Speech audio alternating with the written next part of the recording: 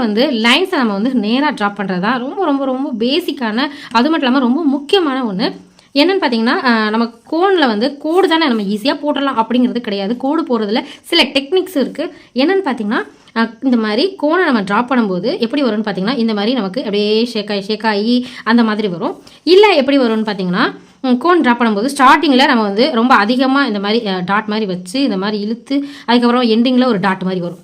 So இது மாதிரி வரும். இப்படியும் நமக்கு வந்து லைன்ஸ் வந்து ட்ரா பண்ணக்கூடாது. இல்லை அப்படின்னா நமக்கு வந்து அப்படியே இங்கே பிடிச்சி நம்ம போடும்போது அப்படியே இப்படி நடுங்கி போடுவோம் பார்த்துக்கோங்க. ஸோ இது மாதிரியும் போடக்கூடாது. ஏன் சொல்கிறேன்னா, இது மாதிரியும் நான் ஆரம்பத்தில் இந்த மாதிரி மிஸ்டேக்லாம் நான் பண்ணியிருந்தேன்.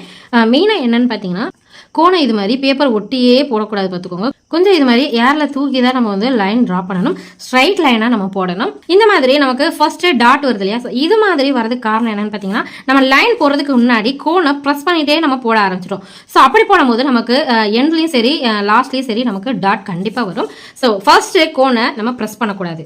ஃபர்ஸ்ட் பேப்பரை டச் தான் பண்ணணும், ப்ரெஸ் பண்ணக்கூடாது.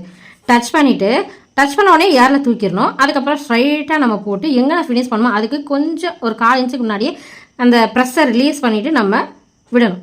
இப்போ பார்த்தீங்கன்னா ஃபர்ஸ்ட்லேயும் லாஸ்ட்லேயும் நமக்கு இந்த மாதிரியான ஒரு டார்க்கான டாட் வந்து தெரியாது. ஸோ இது மாதிரி நம்ம கையில் இந்த மாதிரி போடும்போது நமக்கு ரொம்ப அசிங்கமாக தெரியும். அங்கங்கே திப்பியாக இருக்கிற மாதிரி இருக்கும். ஸோ அதனால இது மாதிரி தான் நம்ம வந்து போடணும்.